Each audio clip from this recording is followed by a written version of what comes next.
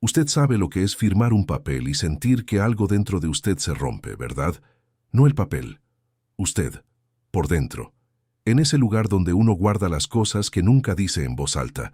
Yo firmé ese contrato un martes por la noche. La lluvia golpeaba los vidrios de la biblioteca como si la misma tormenta quisiera advertirme. Elena estaba sentada al otro lado del escritorio, mi escritorio, el de mi padre, el de su padre antes que él, con una pluma entre los dedos y los ojos fijos en el papel, no en mí, en el papel. Leí las cláusulas en voz alta. Las había redactado yo mismo, 3 noches antes, cuando todavía creía que podía contener esta historia dentro de un documento. Duración, 6 meses.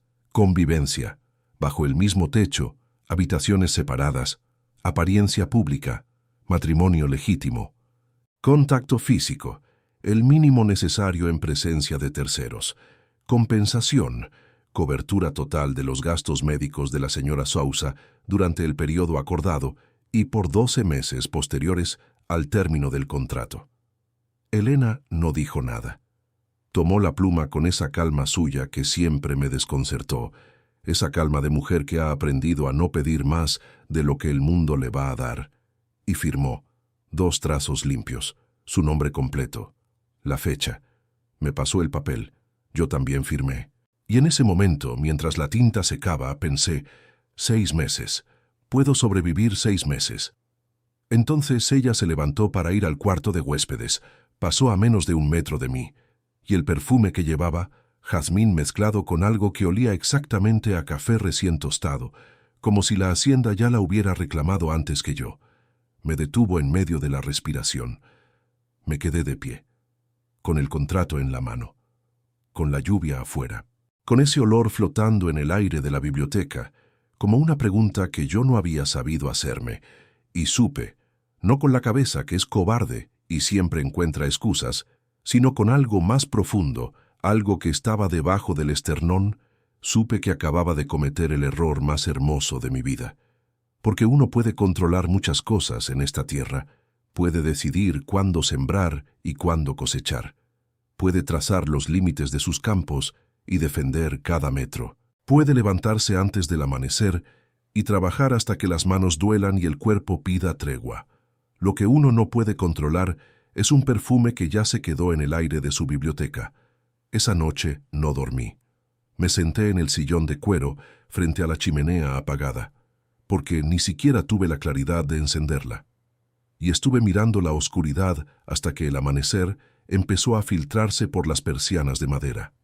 Los gallos de la hacienda cantaron. Los primeros trabajadores llegaron a los cafetales. La vida de esta tierra siguió su ritmo exacto, como siempre. Y yo seguía sentado ahí, con el contrato doblado sobre las rodillas, preguntándome cómo un hombre de 54 años, que creyó durante 2 décadas que el amor era un riesgo que ya no podía permitirse, había conseguido enamorarse en el preciso momento en que firmó un papel para no hacerlo. Eso es lo que voy a contarle. Todo, sin omitir nada, porque hay historias que no caben en un contrato, y esta es una de ellas. Si quiere acompañarme hasta el final, quédese, y si todavía no se ha suscrito a este canal, hágalo ahora antes de que empecemos, porque esta historia no va a esperar a nadie. 3 días antes de esa noche, yo era un hombre con un problema concreto y lo que creía ser una solución limpia. El testamento de mi padre tenía una cláusula que él nunca me explicó en vida. Con él era así. Dejaba las cosas escritas donde uno las encontrara cuando ya no pudiera preguntarle nada. Decía, con la precisión seca que él usaba para todo, el heredero deberá contraer matrimonio civil antes de cumplir los 55 años. En caso contrario, las tierras pasarán a administración del fideicomiso familiar por un periodo de 10 años. Yo cumplía 55 en 4 meses. No tenía novia. No tenía la intención de tener una.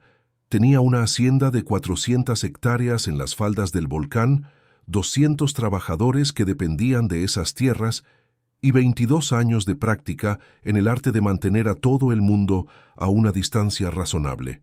Llamé a mi abogado. Le expliqué la situación. Él me explicó que el fideicomiso era irrevocable y que 10 años de administración externa significaban decisiones que yo no podría tomar, contratos que no podría firmar y una posibilidad real de perder lo que 3 generaciones de mi familia habían construido. Esa noche, sentado en este mismo escritorio, pensé en Elena. Elena Sousa llevaba 4 años manejando las cuentas de la hacienda. Llegaba los lunes a las 8 en punto. Revisaba los libros con una concentración que me recordaba a los mejores administradores que había conocido.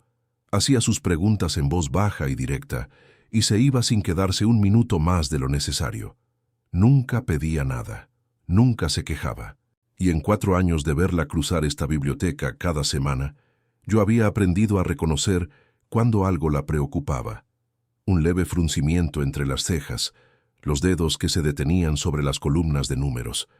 Aunque ella jamás lo dijera en voz alta. 3 semanas antes la había escuchado por accidente. Estaba en el corredor cuando ella hablaba por teléfono afuera de la ventana. No escuché todo. Escuché lo suficiente. El nombre de un hospital, una cifra, y la voz de Elena, esa voz que siempre sonaba tan controlada, quebrarse apenas, solo un instante, antes de recuperarse. Eso fue todo lo que necesité saber.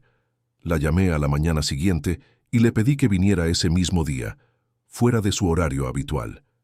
Ella llegó puntual, como siempre, con su cuaderno y su pluma, lista para trabajar.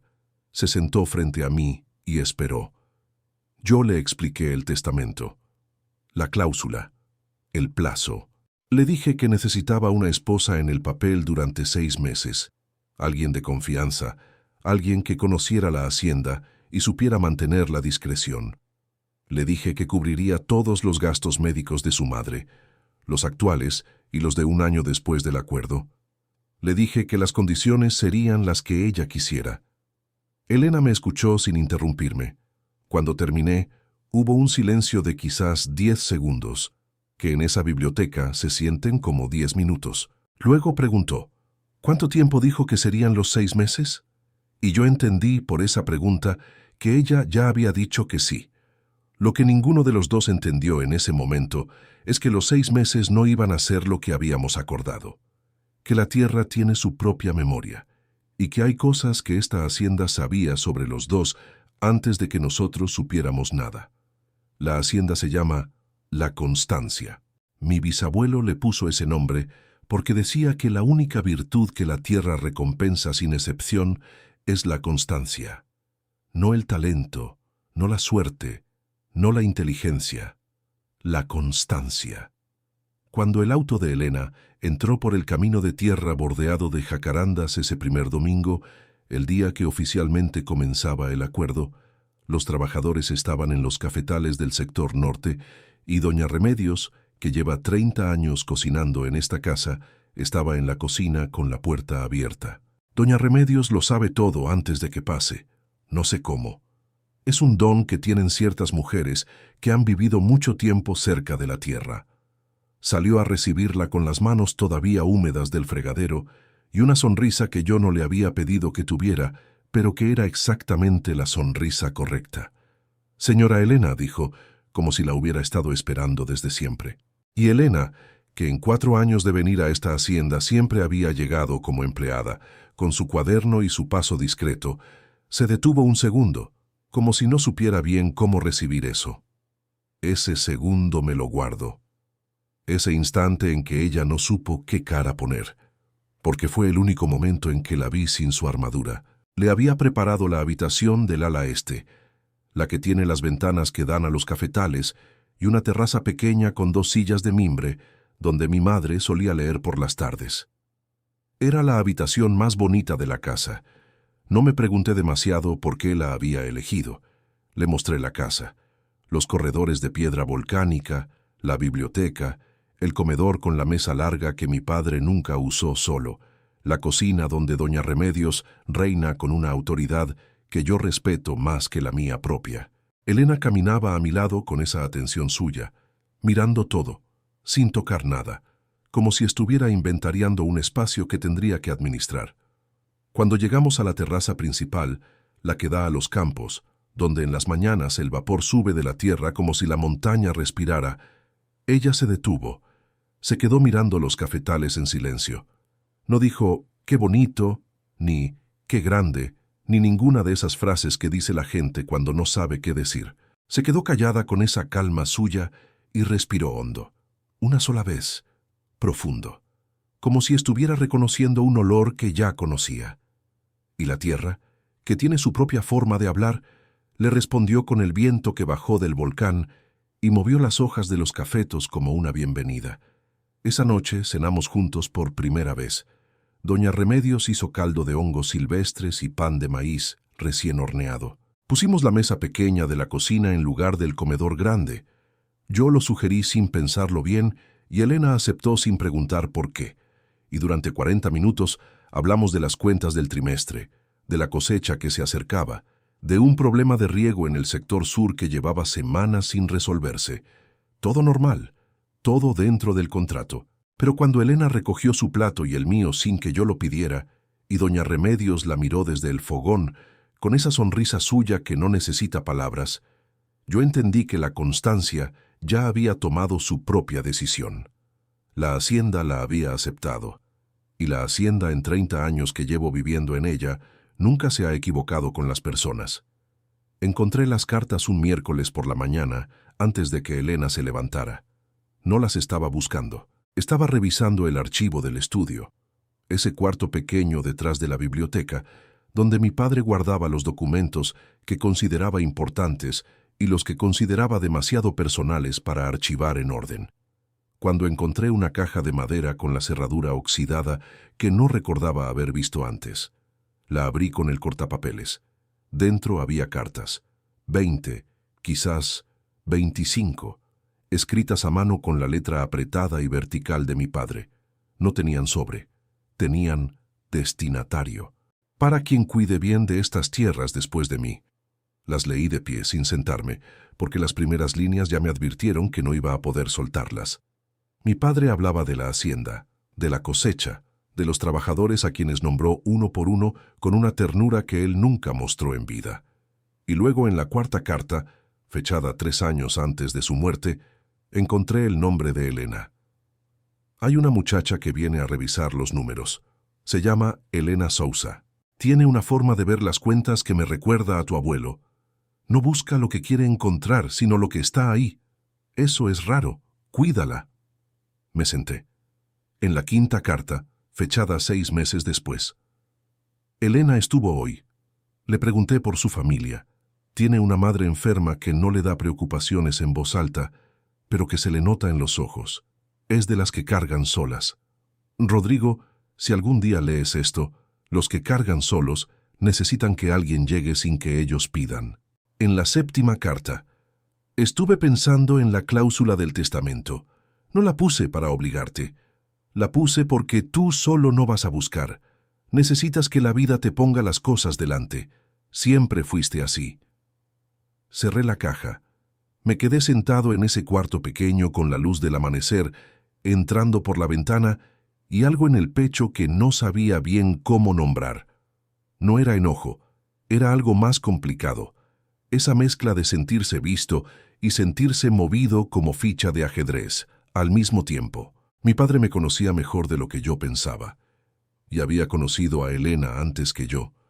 Esa mañana, cuando Elena llegó a la biblioteca a las 8 con su cuaderno, la miré diferente. No sé si ella lo notó. Ella tiene esa capacidad de recibir las miradas de los demás como si pasaran a través de ella sin dejar marca. Pero yo la miré y pensé en las palabras de mi padre. Los que cargan solos necesitan que alguien llegue sin que ellos pidan. Y sentí el peso de haber llegado tarde, o quizás de haber llegado exactamente cuando tenía que llegar. No le dije nada de las cartas. Las guardé de nuevo en la caja. Volví a cerrarla. La dejé en el archivo. Pero esa noche, mientras caminaba por los cafetales antes de dormir, un hábito que tengo desde los 20 años, cuando aprendí que la tierra tranquiliza lo que la cabeza no puede resolver, me detuve en el punto donde los campos se abren hacia el valle y el volcán se ve entero contra el cielo oscuro.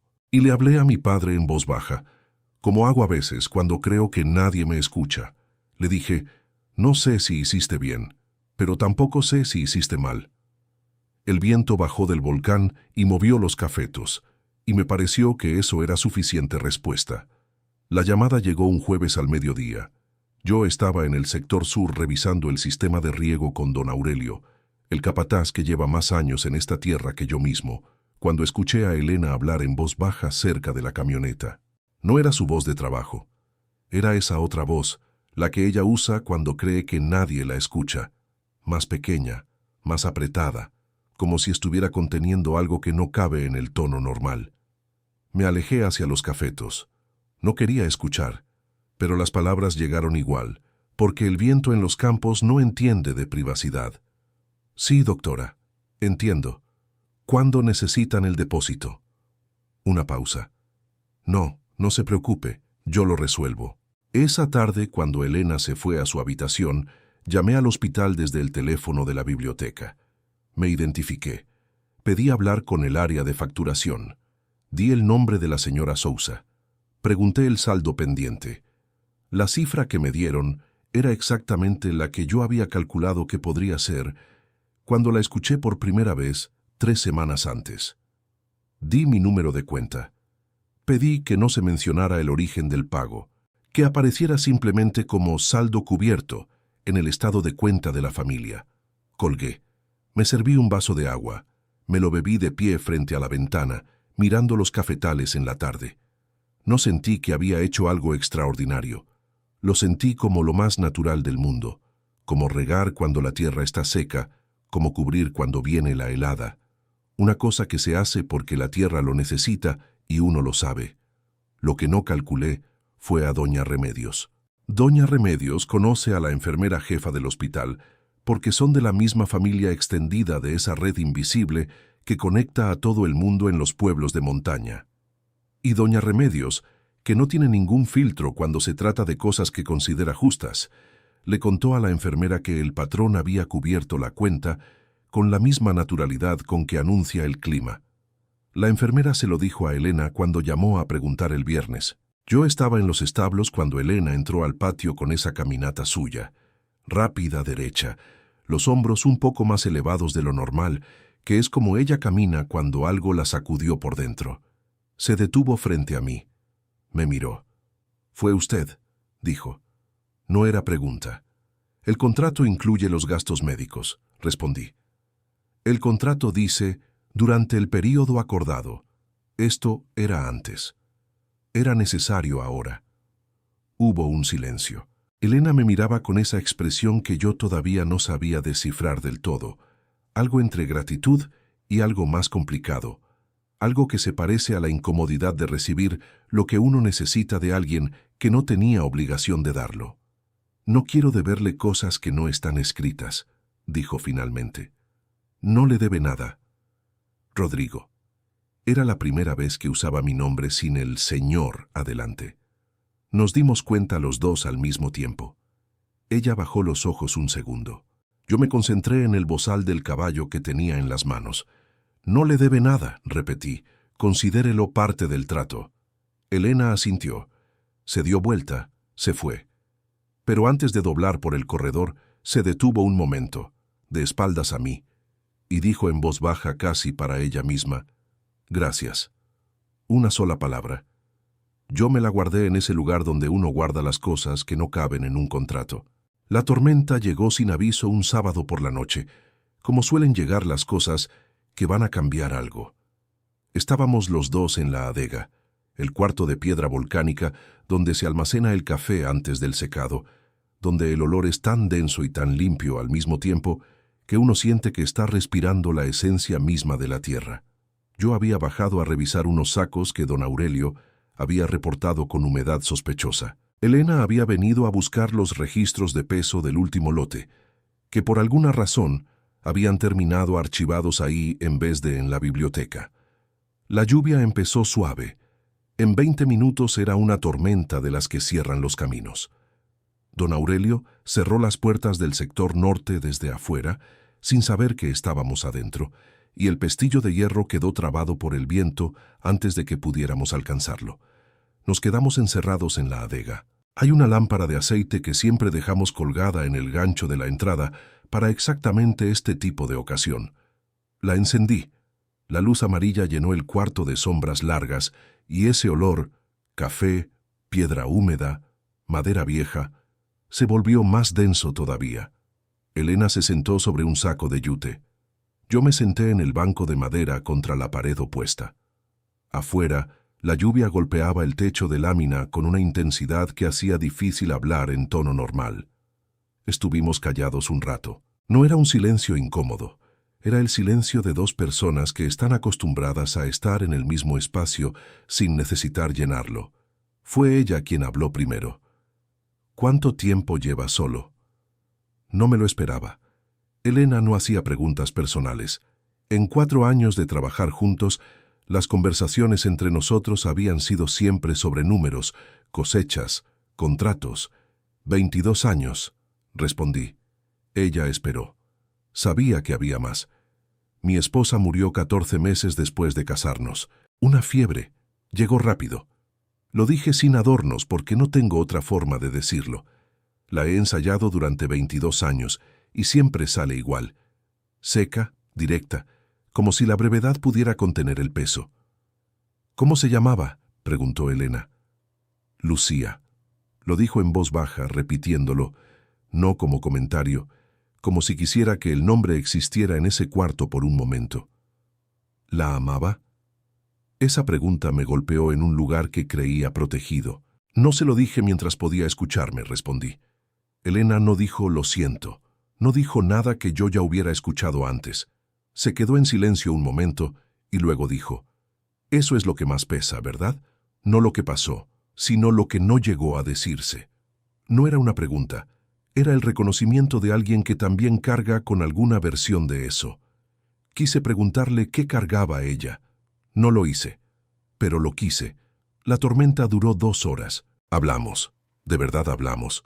No de números ni de cosechas, por primera vez. Me contó de su madre, de los años cuidándola sola, de cómo había aprendido a administrar el miedo igual que administra los libros contables.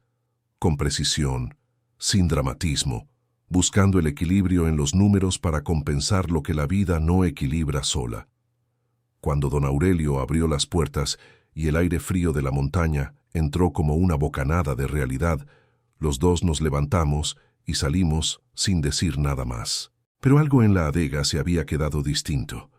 Como el café después de la lluvia, más concentrado, más honesto. Esa noche dormí. Por primera vez desde que ella llegó a esta casa, dormí entero.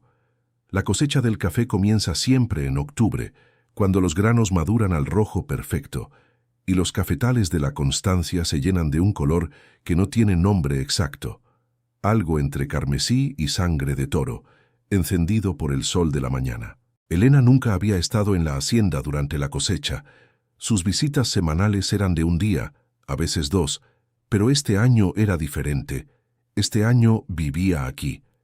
El primer lunes de octubre bajó a los campos con don Aurelio antes del amanecer. Yo la vi desde la terraza. Una silueta entre las filas de cafetos con una linterna pequeña y su cuaderno, anotando algo que don Aurelio le explicaba con gestos amplios. Él tiene esa paciencia con las personas que quiere enseñar algo. Esa mañana yo estaba supervisando el pesaje en la estación central cuando ella llegó con el primer lote. Los trabajadores la habían incluido en la cadena, con la naturalidad de quien acepta a alguien que ya pertenece. Le habían dado una canasta. Elena la cargaba con los granos que había recolectado.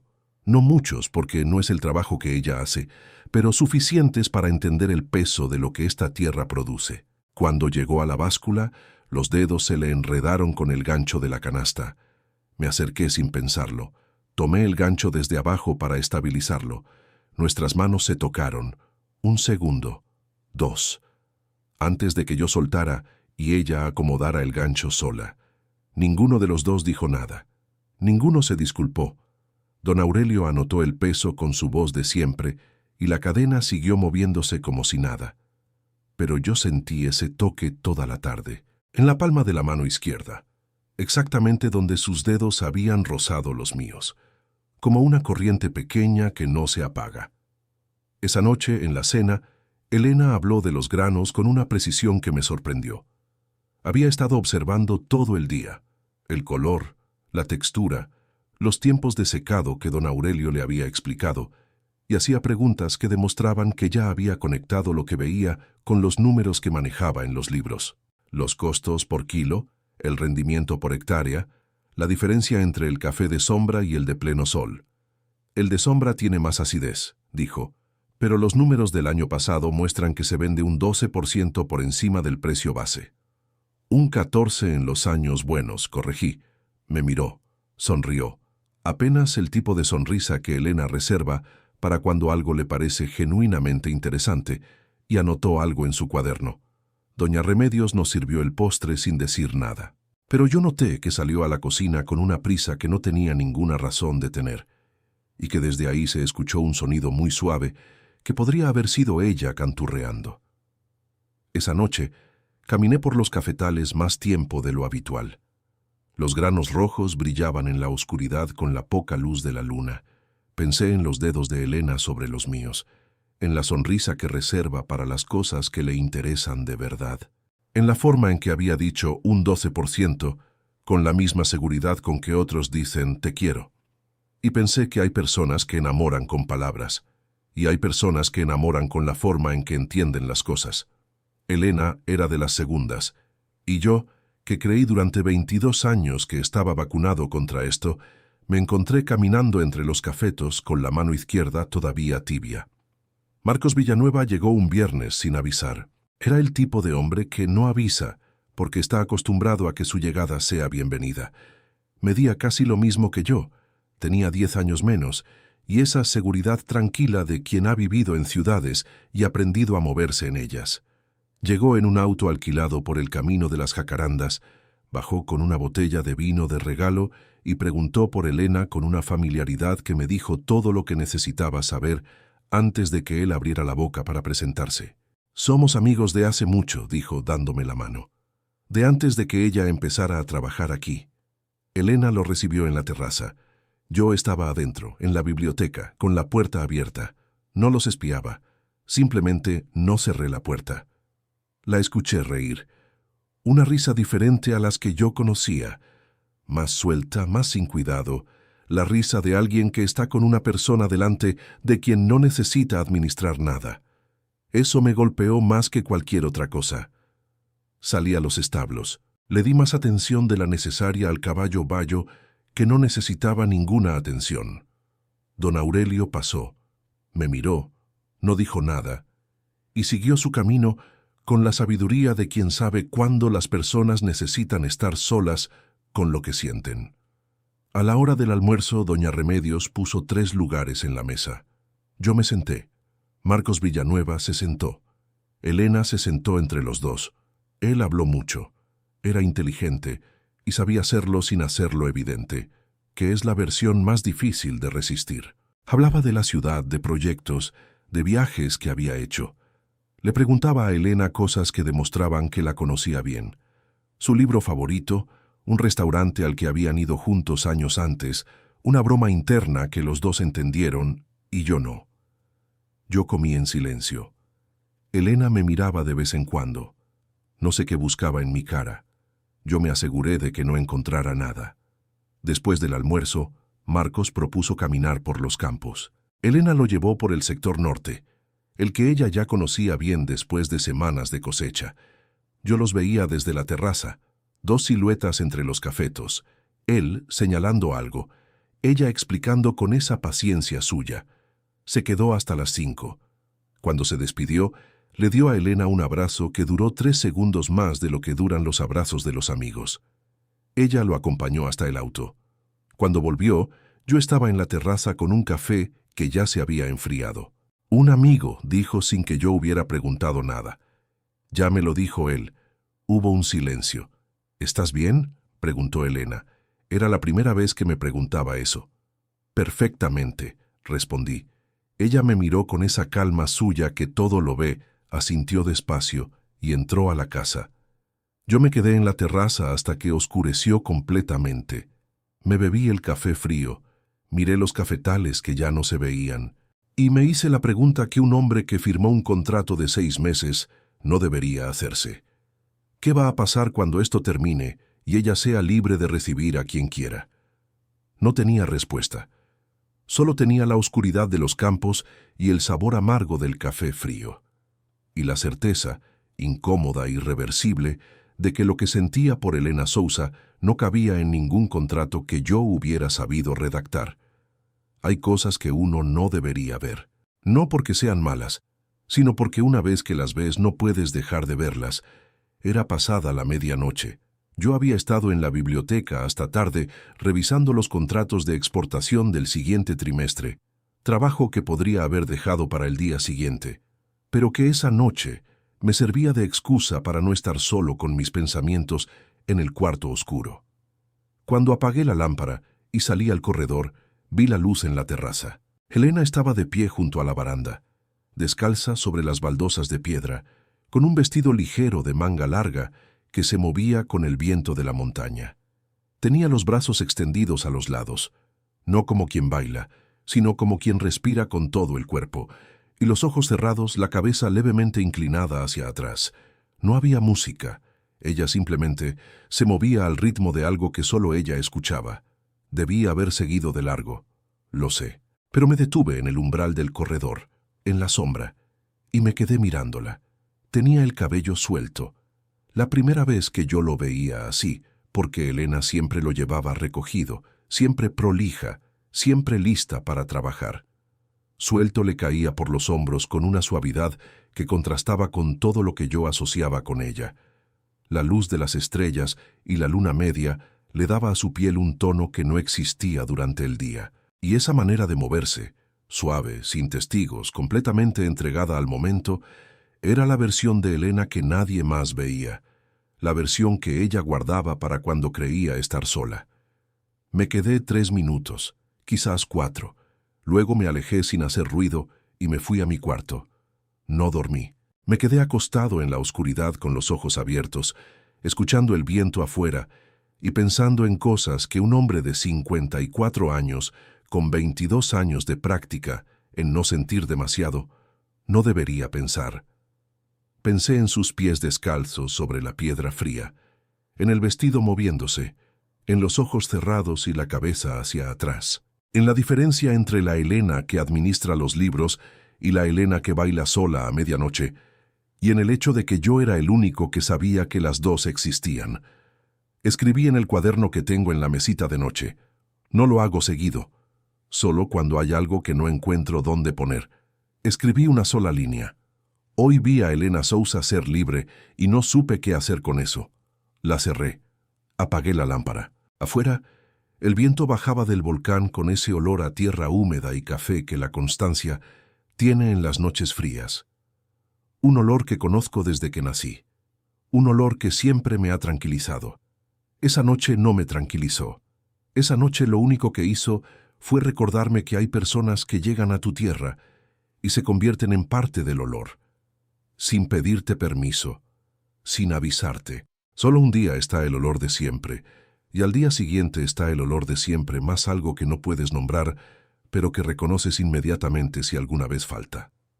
Elena ya era parte del olor de la Constancia, y yo, que firmé un papel para que eso no pasara, me quedé despierto hasta el amanecer con esa certeza pegada al pecho como la humedad de la montaña, sin saber todavía qué iba a hacer con ella. Doña Carmen llegó un jueves con 2 maletas y la misma energía de siempre, que es la energía de una mujer que ha decidido que el mundo funciona mejor cuando ella está presente para organizarlo. Era la suegra que me quedó de Lucía, 72 años, pelo blanco recogido en un moño exacto, una forma de entrar a las habitaciones que hacía que los cuartos parecieran más pequeños.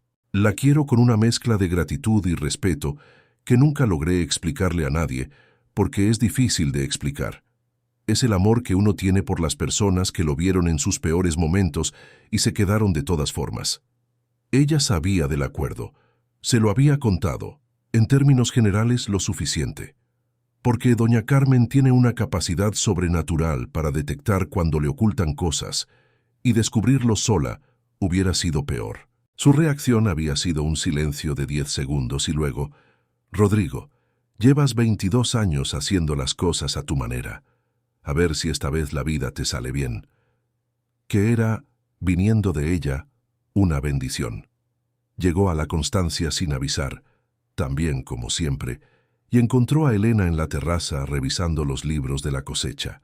Se presentaron solas, porque yo llegué 10 minutos tarde desde los campos, y cuando entré por el corredor, las dos ya estaban tomando café. Me detuve en el umbral un momento antes de entrar. Doña Carmen miraba a Elena con esa atención suya que es más análisis que observación. Elena le respondía con su calma habitual, sin esfuerzo extra, sin nerviosismo, con la misma serenidad que le da a todo. Hablaban de la cosecha. Doña Carmen preguntaba. Elena explicaba con los números en la mano. Entré, los saludé, me senté. Esa noche en la cena, doña Carmen estuvo callada más de lo habitual, que en ella es señal de que está procesando algo importante. Cuando Elena se retiró después de cenar, doña Carmen me sirvió otro café sin preguntarme y se sentó frente a mí. Me miró. Tiene los ojos de alguien que ha aprendido a no pedir, dijo. No hacía falta que dijera el nombre. Carmen, no me des explicaciones, solo te digo lo que veo. Tomó su taza. Lucía pedía todo, todo en voz alta, con urgencia, con las manos. Era hermoso. Hizo una pausa. Esta mujer no va a pedirte nada, Rodrigo. Si quieres algo, vas a tener que ser tú quien llegue. Me quedé callado. Tu padre me escribió una vez, continuó. Me dijo que te había puesto una trampa con cariño, que esperaba que funcionara. Lo sé, encontré las cartas. ¿Y? Y no sé qué hacer con eso todavía. Doña Carmen asintió. Terminó su café. Se levantó con esa eficiencia suya de quien no gasta movimientos en vano. Antes de salir del comedor se detuvo de espaldas a mí, como si le hablara a la pared. Lucía hubiera querido que volvieras a estar bien. No te lo dijo porque tenía 26 años y uno a esa edad no piensa que necesita decir esas cosas. Pero yo sí te lo digo. Ella hubiera querido esto. Se fue. Yo me quedé en el comedor vacío con el café en la mano y el peso de 22 años moviéndose en el pecho de una manera diferente. No como una losa, sino como una puerta que alguien acababa de empujar desde afuera. No abierta todavía, pero moviéndose. Elena encontró las cartas un domingo por la mañana. Yo debería haberlas movido. Lo pensé más de una vez en las semanas que pasaron desde que las encontré. Moverlas o hablar con ella antes de que las encontrara sola. Pero hay cosas que uno aplaza no por cobardía, sino porque no encuentra el momento que les haga justicia. No lo encontré a tiempo. Ese domingo ella fue al estudio a buscar los archivos del año anterior para preparar el cierre del trimestre. Yo estaba en los campos con don Aurelio revisando el último lote de secado. No supe lo que pasó hasta que volví al mediodía. Doña Remedios me esperaba en la entrada con la expresión de quien ha visto algo y no sabe bien si debe contarlo. La señora Elena encontró unos papeles en el estudio, dijo. Subió a su cuarto hace 2 horas y no ha bajado. Fui a la puerta de su habitación. Toqué 2 veces. Silencio. Elena. Nada. Luego, después de un momento, estoy bien. Pero su voz no estaba bien. Era esa voz pequeña, apretada, la que usa cuando contiene algo. ¿Puedo entrar? Una pausa larga. Luego el sonido del seguro abriéndose. Entré. Estaba sentada en la silla junto a la ventana, con la caja de madera sobre las rodillas y las cartas dobladas en la mano. Había estado llorando. No con escándalo, porque Elena no llora con escándalo, sino de esa manera silenciosa que es la más difícil de ver en alguien. Me miró. Sobre la cama estaban extendidas 5 o 6 cartas. Las había leído todas. Su padre me conocía, dijo. No era pregunta. Sí, hace años, sí. Y usted lo sabía cuando me hizo la propuesta.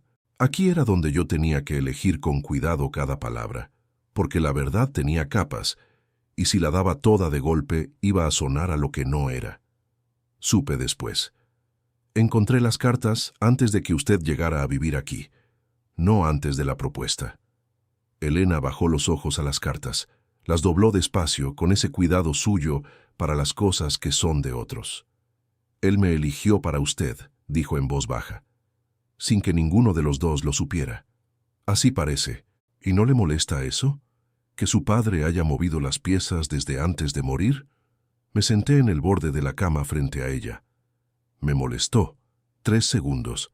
Luego pensé en todo lo que mi padre conoció de esta hacienda en 60 años, en todas las decisiones que tomó y que resultaron ser las correctas, y se me pasó el molestarse. Elena me miró con esa expresión, la que todavía no sabía descifrar del todo, y dijo, ¿qué decía de mí? En las cartas que no leí, que tiene una forma de ver las cuentas que le recordaba a mi abuelo, que carga sola, que los que cargan solos necesitan que alguien llegue sin que ellos pidan. Silencio. Sus ojos se llenaron de nuevo. No cayó ninguna lágrima. Elena las contiene con una disciplina que me duele un poco, pero los ojos se le llenaron. Nadie había dicho eso de mí, dijo muy bajito. No respondí. No hacía falta. Nos quedamos en silencio los dos, con las cartas del difunto entre nosotros y la luz de la tarde, entrando por la ventana que da a los cafetales. Y yo pensé que hay personas que te conocen después de muertas mejor de lo que te conocen en vida. Y que mi padre, que nunca fue hombre de palabras conmigo, me había dicho todo lo que necesitaba saber en cartas que no estaban dirigidas a mí. La confesión llegó en el peor momento posible, que es, casi siempre, cuando llega la verdad. Fueron 3 días después de las cartas. 3 días en que Elena y yo nos movimos por la hacienda con una cortesía cuidadosa, los dos sabiendo que algo había cambiado, los dos sin saber todavía cómo nombrarlo. Era martes, tarde.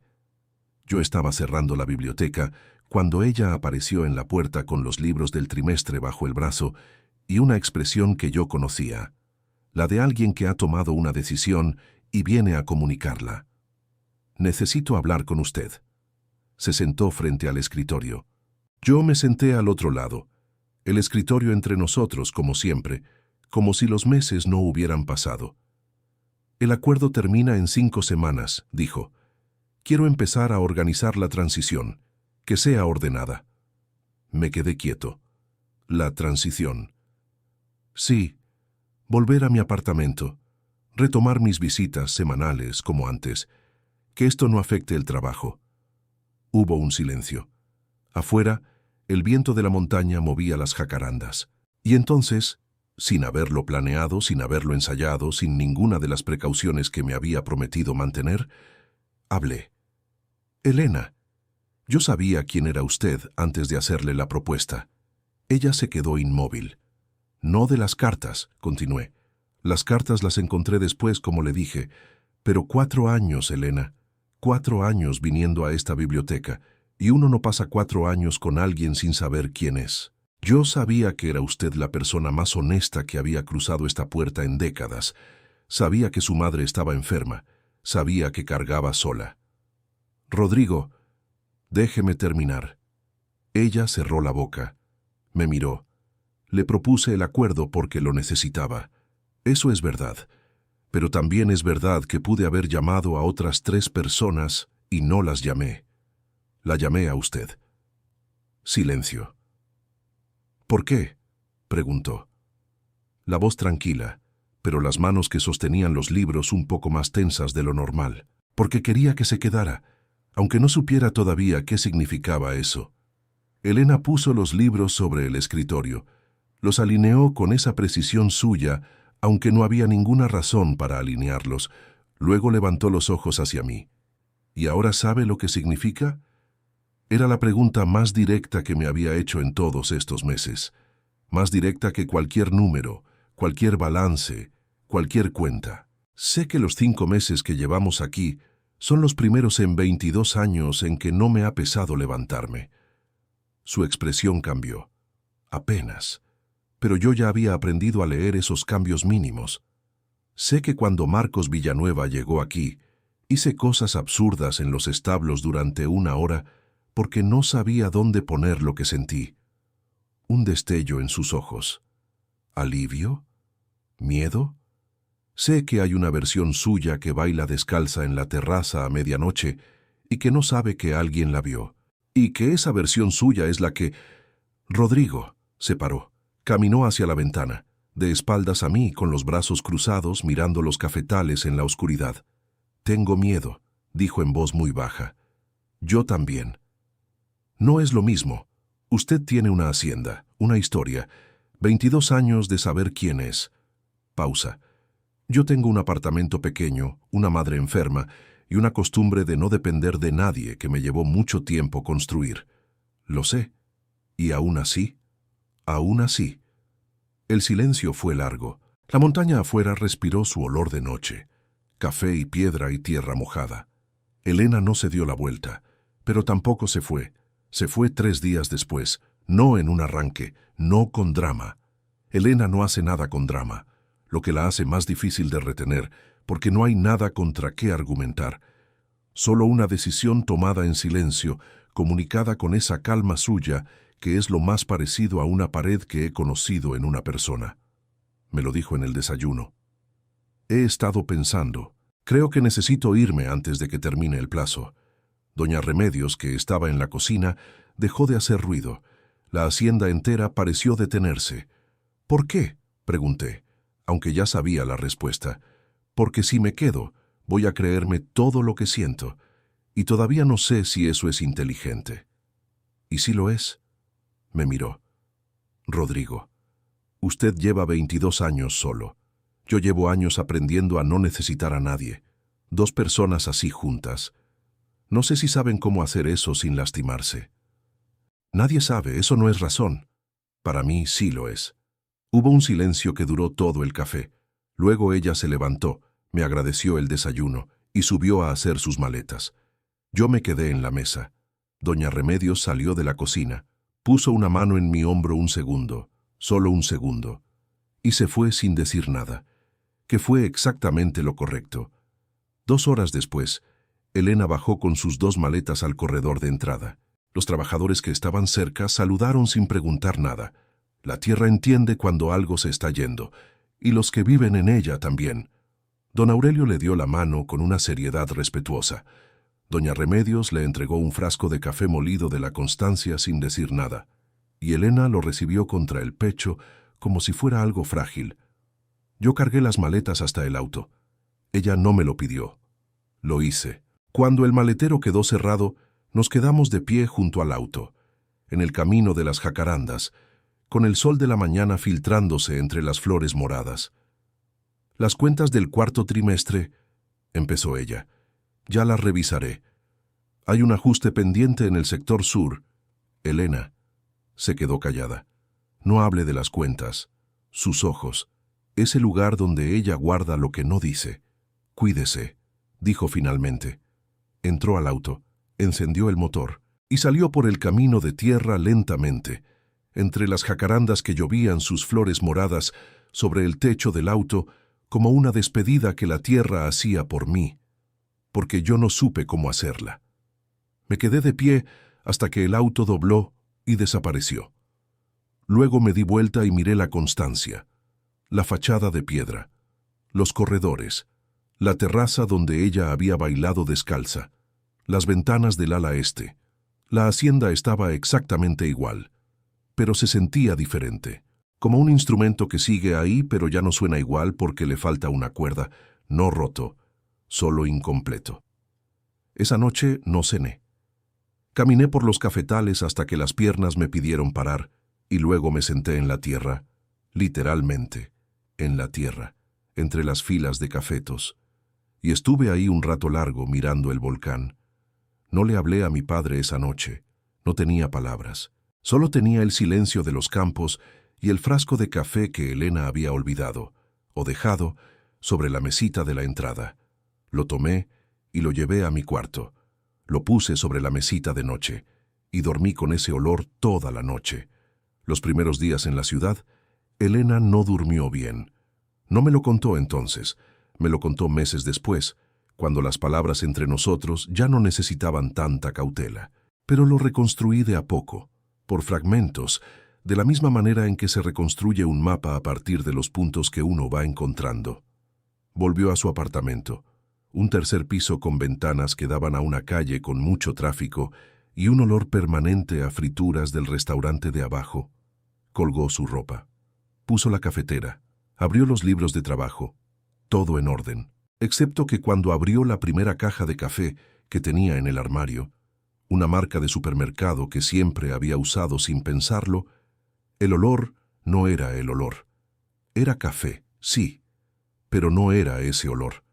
No era la tierra mojada de las 4 de la mañana. No era el vapor que subía de los sacos en la adega. No era la constancia. Cerró la caja, la dejó en el armario, fue al hospital a ver a su madre. La encontró mejor. Los tratamientos estaban funcionando. La enfermera de turno le dijo que había tenido una semana tranquila. Elena se sentó junto a la cama, le tomó la mano. Escuchó todo lo que su madre tenía que contarle de los médicos y las enfermeras y la señora del cuarto de al lado. Su madre la miró en algún momento y dijo, «Estás diferente». «Estoy bien, mamá». «No dije que estabas mal, dije que estás diferente». Elena no respondió. Esa noche en el apartamento, abrió el frasco de café que doña Remedios le había dado, solo para olerlo.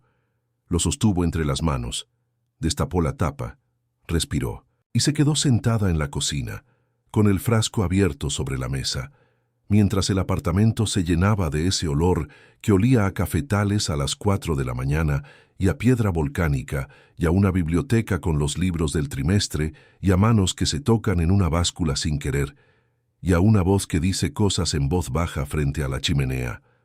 A todo eso, cerró el frasco, lo puso en el armario junto a la caja de café de supermercado, abrió los libros de trabajo, los cerró, los volvió a abrir. Números. Elena siempre había encontrado paz en los números, esa certeza de que 2 más 2 son 4, de que el balance tiene que cuadrar, de que hay un orden en las cosas si uno sabe dónde buscar. Esa noche los números no cuadraban, no los del trabajo. Esos estaban perfectos, sino los otros, los que ella llevaba en otro tipo de libro, el que no tiene columnas pero tiene peso. En la columna del debe, el miedo, la costumbre de no necesitar, el apartamento pequeño y el orden construido a fuerza de años. En la columna del haber, un hombre que había dicho aún así cuando ella le había dado todas las razones para no insistir. Un hombre que cargaba las maletas sin que se lo pidieran. Un hombre que conocía la versión de ella que baila descalza a medianoche y que, en lugar de decírselo, lo había guardado como algo precioso. El balance no cuadraba a favor del apartamento. Elena era demasiado buena con los números para no verlo. En la constancia, los trabajadores empezaron a preocuparse en silencio. Eso también lo reconstruí después. Don Aurelio me lo contó con esa honestidad directa suya que no necesita adornos. «Patrón, usted andaba como los cafetos en año de sequía, en pie pero sin dar». Tenía razón. Salía antes del amanecer. Cabalgaba por los campos durante horas, el Bayo y yo solos, por los caminos de tierra entre las filas de cafetos, con el volcán delante y el silencio de la mañana. Revisaba cosas que no necesitaban revisión. Hablaba menos de lo habitual, que ya era poco. Comía lo que doña Remedios ponía enfrente sin preguntar qué era. Doña Remedios me miraba en la cena con esa paciencia suya de mujer que ha visto mucho y sabe que hay procesos que no se pueden apurar. Doña Carmen se fue a los 10 días. Antes de irse me dijo, en el corredor, en voz baja, «Rodrigo, el orgullo es buen compañero para los negocios, para el amor es un desastre». No respondí.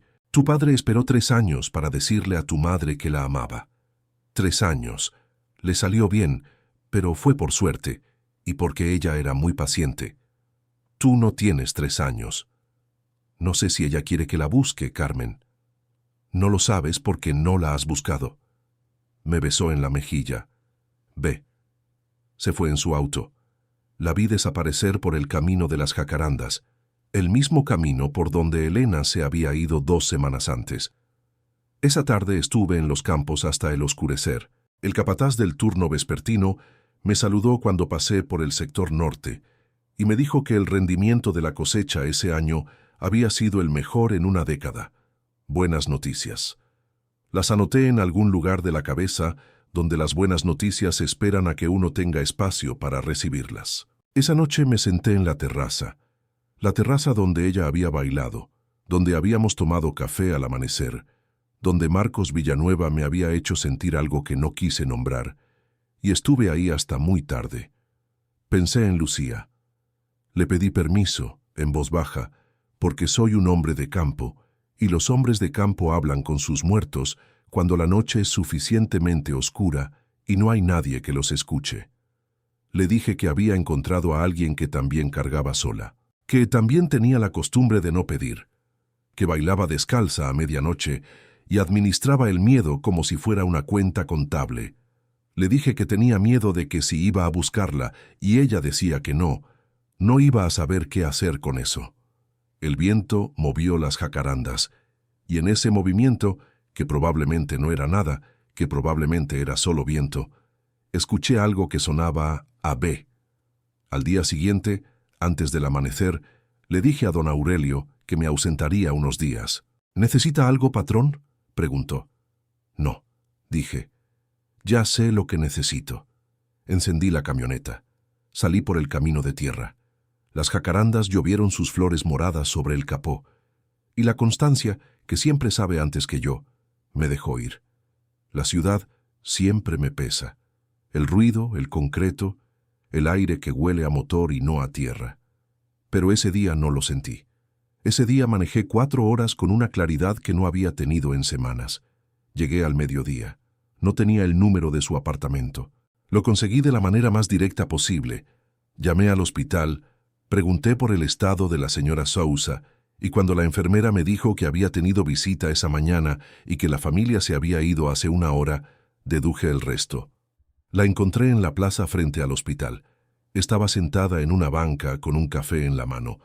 Un café de máquina, de los que vienen en vasito de plástico, mirando el tráfico con esa expresión suya de cuando procesa algo en silencio.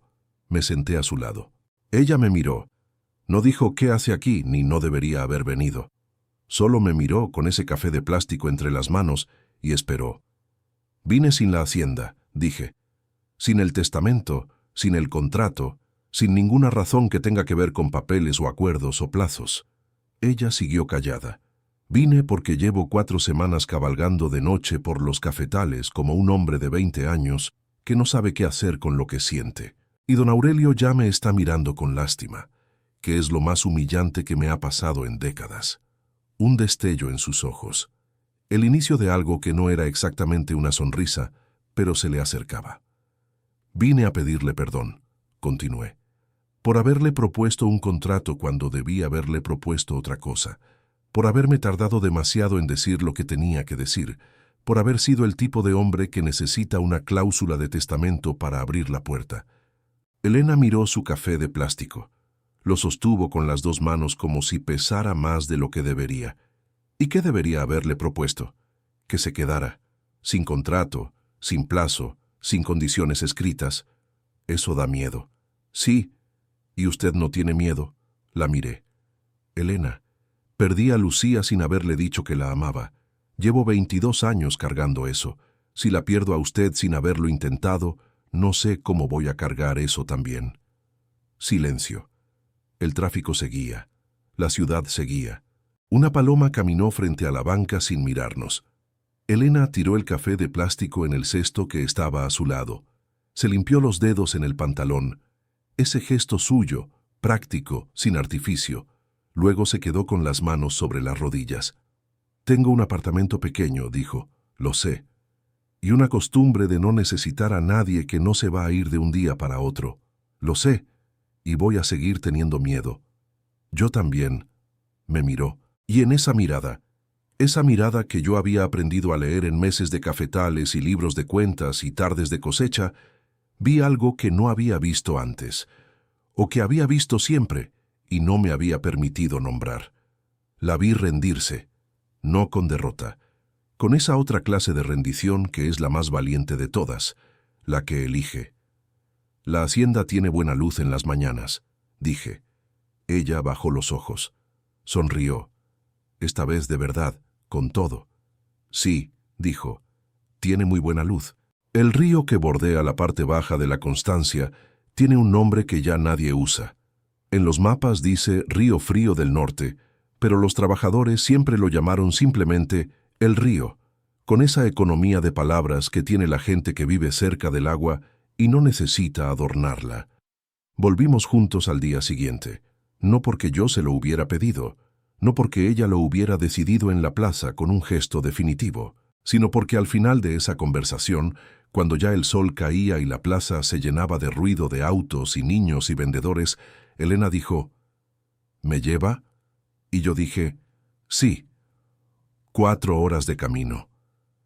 Ella durmió la primera hora con la cabeza apoyada en el vidrio de la ventana, un sueño ligero, de esos que uno finge a veces pero que en ella era real, porque Elena no finge.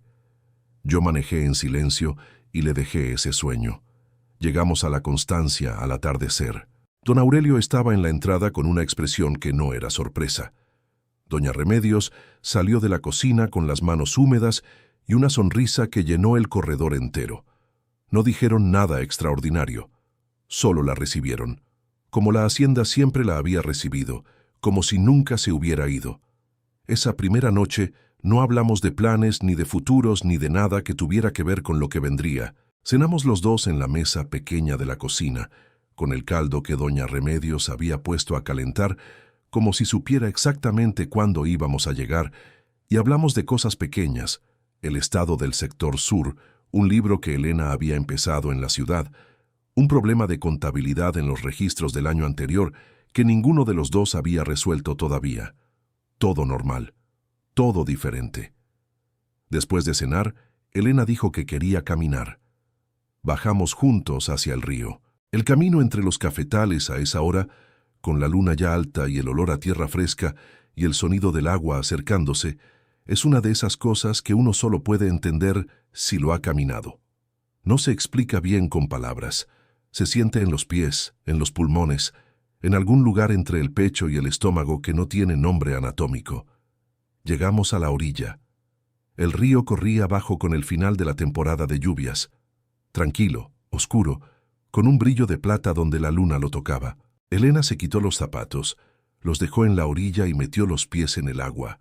Fría, siempre fría, incluso en verano, con una expresión que yo ya conocía, la de alguien que encuentra exactamente lo que estaba buscando sin saber que lo estaba buscando. Me senté en la piedra grande que siempre ha estado ahí, en la orilla, desde antes de que yo naciera. Ella se quedó de pie en el agua un momento. Luego se dio vuelta y me miró. En la luz de la luna, con el agua en los tobillos y el pelo suelto, y esa expresión que ya no tenía nada de armadura, era la versión de Elena que yo había visto bailar en la terraza. Libre, sin cuidado, completamente ella.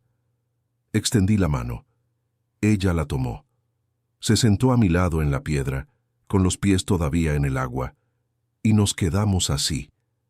Las manos unidas, los pies en el río, el volcán detrás de nosotros y los cafetales alrededor, sin decir nada, porque ya no hacía falta. Hay momentos que no necesitan palabras porque son ellos mismos la palabra. Este era uno de esos. La hacienda, alrededor de nosotros, respiró. Nos casamos en octubre, cuando los cafetales estaban en su rojo perfecto, no en una iglesia de ciudad, no con invitados de traje y música de cuarteto. En la terraza de la Constancia, con don Aurelio de testigo y doña Remedios, llorando en silencio detrás de la columna de piedra, porque decía que el sol le daba en los ojos, aunque el sol estaba del otro lado. Elena llegó con un vestido blanco sencillo que olía a ese jazmín suyo, el que me detuvo la primera noche con el contrato en la mano. Caminó hacia mí por el corredor de piedra volcánica, sin música, sin prisa, con esa calma suya que ya no me desconcertaba, que ahora entendía como la forma que tiene el amor cuando no necesita demostrar nada. El juez habló. Nosotros respondimos. Cuando firmé, esta vez sin lluvia afuera, sin tormenta, con el sol de octubre sobre los campos y el olor del café en el aire, pensé en la otra firma, la de aquella noche, el contrato doblado sobre las rodillas, el olor que se quedó flotando en la biblioteca. Y pensé que hay 2 clases de contratos en la vida, los que uno firma para protegerse y los que uno firma para entregarse. Este era del segundo tipo. Esa tarde, mientras los trabajadores de la Constancia celebraban en los campos con música, que subía por las laderas del volcán, Elena y yo nos sentamos en la terraza con el café de las 5, el café que doña Remedios hace con los granos del lote especial, el que guarda para los días que merecen lo mejor. Elena tenía los pies descalzos en las baldosas de piedra. Miraba los cafetales con esa expresión suya de cuando está contenta y no lo dice, pero se nota en los hombros, que bajan un poco, que se aflojan. «¿En qué piensas?», le pregunté. «En que tardamos demasiado», dijo, «o llegamos exactamente cuando teníamos que llegar». Me miró. «Eso es lo que dice alguien que llegó tarde».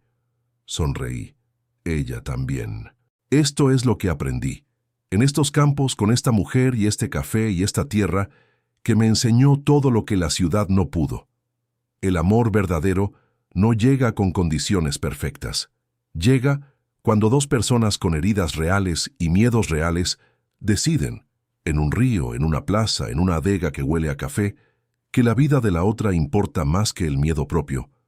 No es un relámpago, es más parecido a la cosecha, lenta, constante, y cuando finalmente llega lo rojo de los granos te deja sin palabras. Si usted está esperando que las condiciones sean perfectas para abrir la puerta, no espere. La puerta no se abre sola. Hay que ir a abrirla, aunque dé miedo, aunque sea tarde, aunque la mano le tiemble, porque al otro lado puede estar la persona que su padre eligió para usted antes de irse, o puede ser la persona que usted elegiría 1000 veces, en 1000 vidas distintas, sin necesitar que nadie le dijera nada. Yo fui Rodrigo Castellanos Vidal, y esta fue la historia de cómo un hacendado que firmó un contrato para no enamorarse aprendió, a los 54 años, que el corazón no sabe leer cláusulas. Si llegó hasta aquí conmigo, gracias. De verdad, no es una frase, es lo que siento. Si esta historia le movió algo por dentro, si en algún capítulo sintió que le apretaba el pecho de una manera bonita, hágame un favor, dele like a este video, suscríbase al canal si todavía no lo ha hecho, y si tiene una amiga, una hermana, alguien que necesita escuchar una historia de amor que no tiene miedo de ser real, compártala con ella.